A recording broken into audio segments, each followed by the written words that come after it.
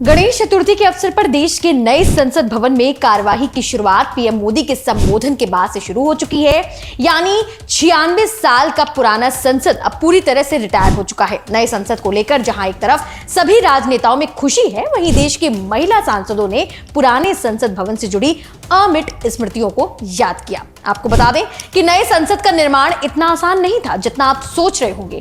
आधुनिक डिजाइन और सभी सुख सुविधाओं से लबरेज ये नया संसद भवन 29 महीने में बनकर तैयार हुआ है। नए संसद भवन में शिफ्ट होने से पहले देश के सांसदों ने पुराने संसद भवन में बिताए अपने ऐतिहासिक पलों को याद कर उन्हें शेयर किया है। आपको बताते चले कि ये सभी महिला सांसद अलग अलग राजनीतिक दलों से आती हैं। जहां केंद्रीय मंत्री और बीजेपी सांसद स्मृति ईरानी ने अपने संदेश में सभी को शुभकामनाएं दी हैं, तो वहीं शिवसेना उद्धव गुट की नेता प्रियंका चतुर्वेदी ने संसद में मौजूद खास दस्तावेजों और ऐतिहासिक इमारत की सुंदरता का जिक्र किया है।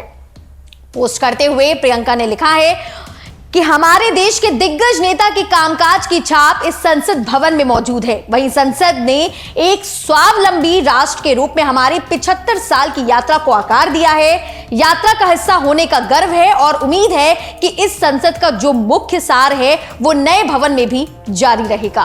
इसके अलावा अकाली दल की सांसद हरसिमरत कौर बादल ने साल 2006 का जिक्र किया, जब वो एक विजिटर के रूप में संसद भवन को देखने गई थी। उसके बाद से वो साल 2009 में पहली बार सांसद बनकर संसद भवन पहुंची। अपने पोस्ट को अलग अंदाज में लिखते हुए अकाली दल सांसद ने लिखा कि लोकतंत्र के मंदिर में मौजूद सभी 144 खंभों में मेरी ढेर सारी यादें जमा हैं। हजारों भारतीय कलाकारों, मूर्तिकारों और मजदूरों के इतिहास और हस्तकला से सुसज्जित यह खूबसूरत इमारत में मैंने काफी कुछ सीखा है।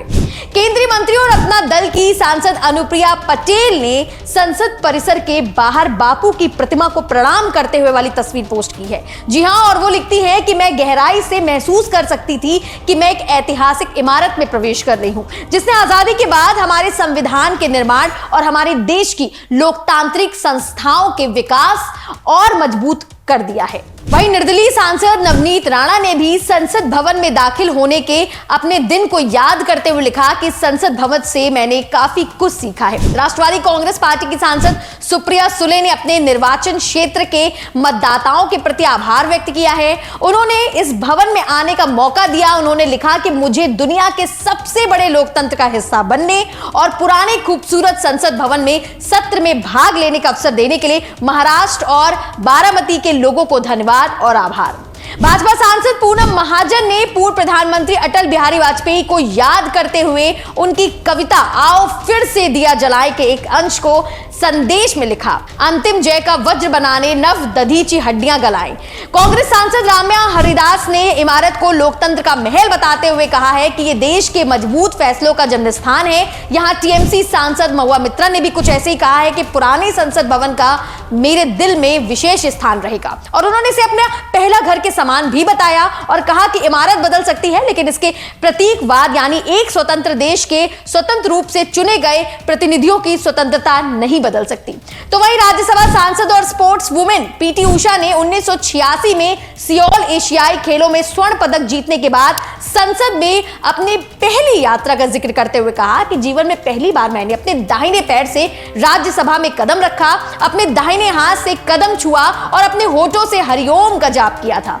आपको बता दें कि पुराने संसद भवन को एडविन लुटियंस ने डिजाइन किया था। ये 1921 से लेकर 1927 तक बनकर तैयार हो चुका था। 18 जनवरी 1927 और 15 अगस्त 1947 के बीच यहां इंपीरियल लेजिस्लेटिव काउंसिल हुआ करती थी।